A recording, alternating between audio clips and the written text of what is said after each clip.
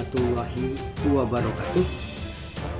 Baiklah, pada hari ini saya selaku Kepala Sekolah SMKS Al-Qudsi Cibatu akan memberikan sebuah penjelasan tentang petunjuk teknis proses kegiatan belajar mengajar pada tahun ajaran 2021-2022.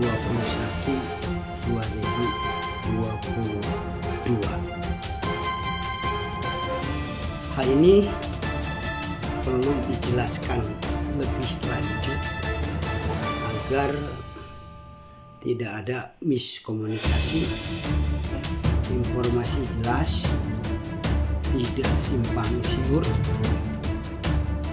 tidak menjadi fitnah, tapi merupakan kebaikan untuk kita bersama. Baik, yang perlu Bapak Ibu guru juga staf TU di SMKS Al-Qudsi Cibatu, yang pertama adalah uraian tugas dan fungsi masing-masing. Yang pertama, tugas dari wakil kepala sekolah yang merangkap juga wakil kepala sekolah kurikulum dan kesiswaan, yaitu mengkondisikan ruangan kelas, peralatan yang diperlukan siswa maupun guru untuk terjadinya proses kegiatan belajar mengajar. Yang kedua, selalu menjalin koordinasi, komunikasi, dan berbagi informasi dengan para wali kelas, baik wali kelas 10, 11, maupun 12,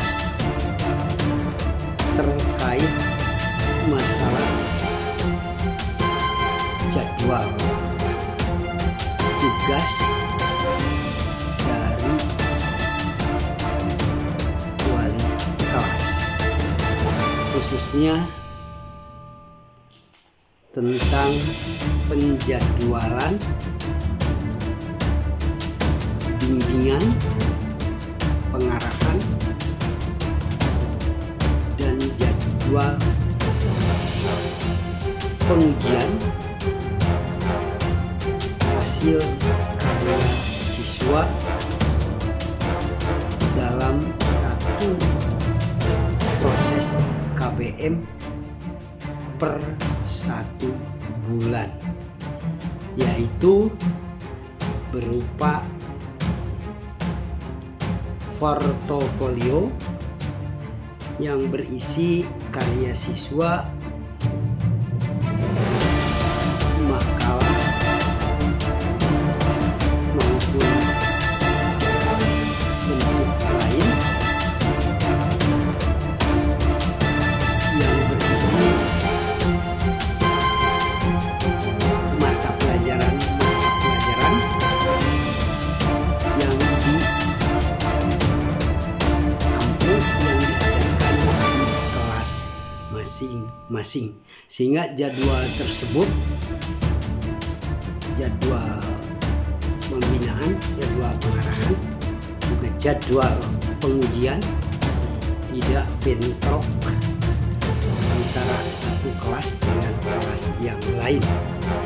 Juga diusahakan usahakan untuk proses bimbingan, pengarahan maupun pengujian tidak berkumpul banyak orang, mengikuti protokol kesehatan pandemi COVID-19 per kelas atau per wali kelas, diatur harinya, jadwal bimbingan, pengarahan, pengujian maksimal 5 orang per hari. Itu tugas dari lokasi kurikulum kesiswaan. Selain juga ada tugas-tugas khusus dari kepala sekolah yang diberitahukan sewaktu-waktu.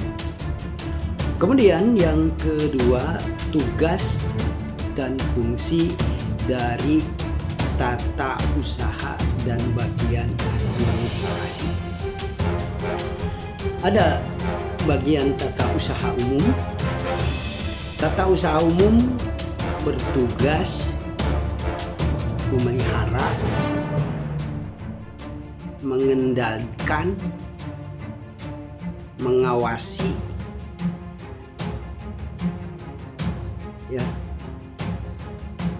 kondisi situasi kantor. Jangan sampai kantor acak-acakan, tidak tertib, peralatan disimpan pada tempatnya, sesuai tempatnya, kemudian juga selalu menjaga ketertiban dan kebersihan plus keamanan kantor dan ruangan kantor. Ini untuk bagian tata usaha umum. Kemudian yang kedua, tugas dan fungsi tata usaha umum yaitu menerima laporan, memberikan laporan dan menerima laporan kinerja dari wali kelas maupun guru yang bertugas membimbing, mengarahkan dan menguji siswa dengan karya yang berupa portofolionya. Jadi menerima laporan, memberikan format laporan dan menerima laporan dari wali kelas, kemudian dilakukan pengecekan, pengesahannya bahwa betul tugas tersebut dilaksanakan, bahwa betul tugas tersebut sesuai dengan aturan yang berlaku. Yang ketiga, tugas dan fungsi tata usaha bagian umum yaitu menerima instruksi, menerima perintah dari kepala sekolah terkait bidang administrasi, bidang pemanggilan orang tua, atau juga bidang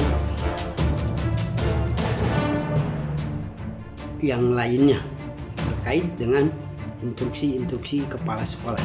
Jadi yang mengumumkannya, yang memberitahukannya di papan pengumuman, yang menempel di papan pengumuman adalah bagian tata usaha umum.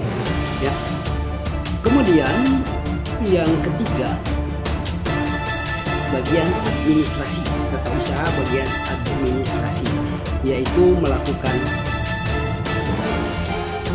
penulisan surat atau pembuatan surat-surat, kemudian membuat format, pengisian data untuk kebutuhan operator sekolah maupun untuk kebutuhan pengajuan atau kebutuhan validasi dari lembaga atau sekolah, dari kepala sekolah. Itu yang pertama, bagian administrasi. Kemudian tugas dan fungsi bagian administrasi yang berikutnya adalah ya menertibkan tata persuratan, kemudian buku-buku, ya, buku-buku juga data-data sekolah. Jangan sampai data sekolah tercampur, ya. Data kelas 10, kelas 11, kelas 12, kemudian juga data-data guru dan seterusnya.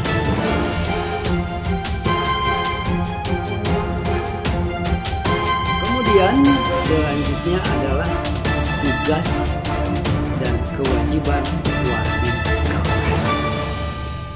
Wali kelas pertama adalah mengkondisikan ruangan kelas, ya, setelah berkonsultasi dengan wakil kepala sekolah kurikulum dan kesiswaan, ya, mengkondisikan ruangan kelas untuk proses KPM yang berupa bimbingan, pengarahan, dan pengujian portofolio per 1 bulan, 1 kali diuji, ya, pengujian. Jadi ruangan kelasnya ditata sedemikian hingga, ya. Kemudian juga pengaturan komputer, ya, untuk kelas 10, kelas 11, kelas 12, jadi terpisah,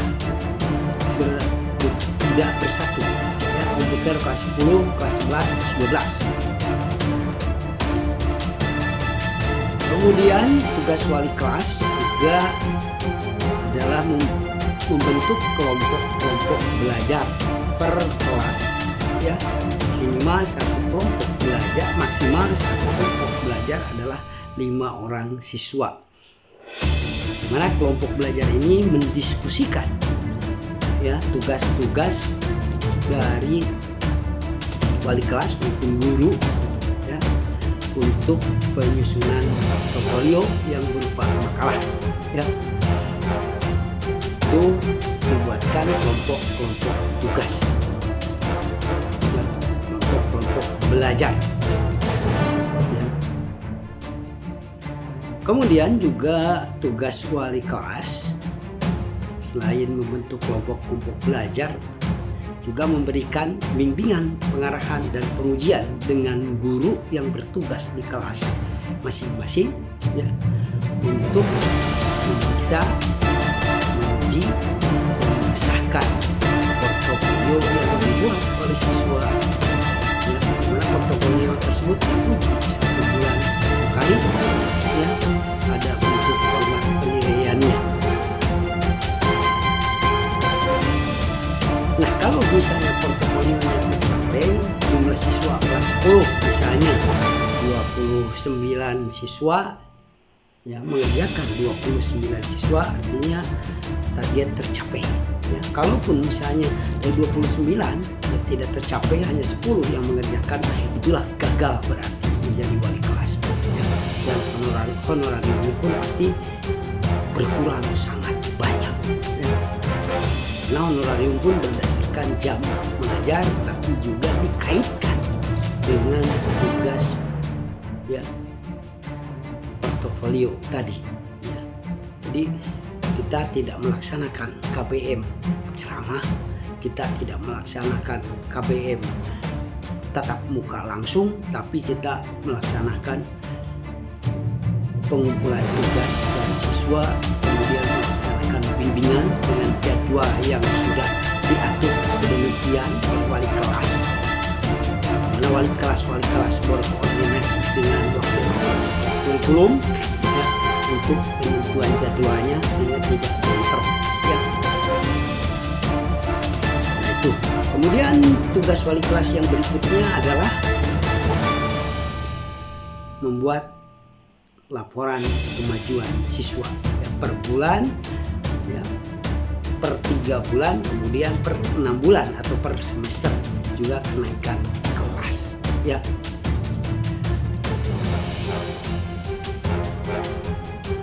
Kemudian berikutnya adalah tugas bagian keuangan atau bendahara. Ya. Bendahara adalah mengumpulkan dana atau meminta dana kepada kepala sekolah ya, untuk proses KPM, mengumpulkan dana dari orang tua siswa berupa BEP, bantuan evaluasi pendidikan, ya, untuk biaya evaluasi pendidikan, juga dari kepala sekolah. Berkoordinasi di mana dana tersebut digunakan untuk konsumsi harian, kemudian juga untuk kegiatan-kegiatan rapat, kegiatan-kegiatan harian yang memerlukan dana, pembelian ATK dan seterusnya. Ya. Kemudian juga untuk guru, tugas dari guru yang tidak menjadi wali kelas itu sama, ya, membimbing, mengarahkan, menguji portofolio yang dibuat oleh siswa per bulan, ya. Jadi satu orang satu portofolio per bulan yang berisi mata pelajaran yang diampu di kelasnya masing-masing, ya.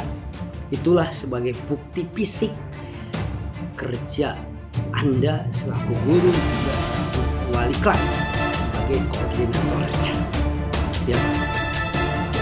Nah, kemudian juga agar tidak terjadi honor yang terlalu kecil, honor yang cuma untuk beli bakso, mohon setiap kelas tidak terlalu banyak guru mengajar, ya, paling maksimal itu 4 orang, ya, per kelas, ya. 4 orang per kelas dengan misalnya ada 12 mapel, berarti satu orang guru 3 mata pelajaran, ya, untuk membimbing portofolionya, untuk membimbing makalahnya, ya.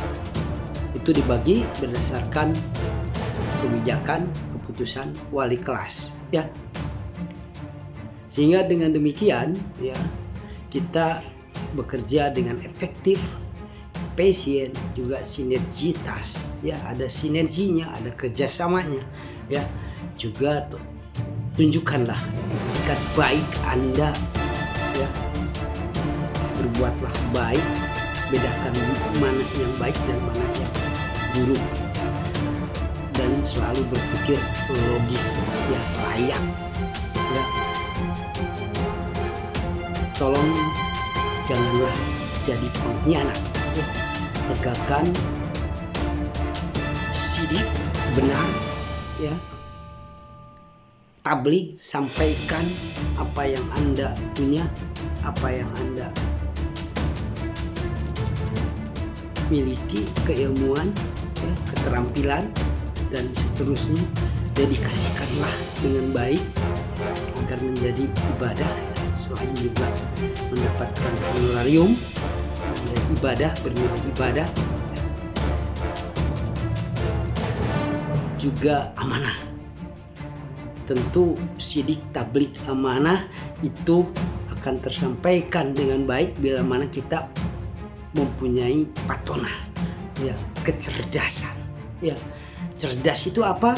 Cerdas itu berpikirlah selalu efektif, efisien, sinergis, dan logis, ya.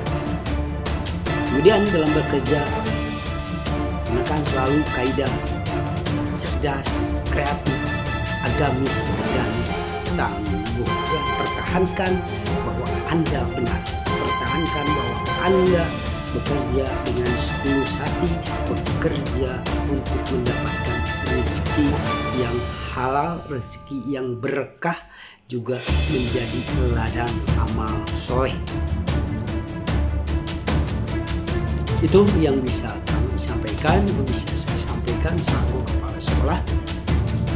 Mudah-mudahan bisa mengerti, mudah-mudahan bisa dipahami, ya.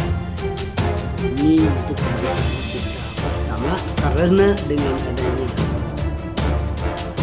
pandemi COVID ini, ya kita upayakan pembelajaran selalu berlangsung, ya tidak pernah terhenti, ya tetapi juga adaptif, ya menyesuaikan, ya sehingga kita tetap memperlakukan protokol kesehatan prokes dengan baik untuk menghindari terjadinya kluster COVID-19, ya. Demikian, mudah-mudahan bermanfaat dan bisa harus bisa dilaksanakan. Wallahul muwaffiq ila aqwamit thoriq. Wassalamualaikum warahmatullahi wabarakatuh.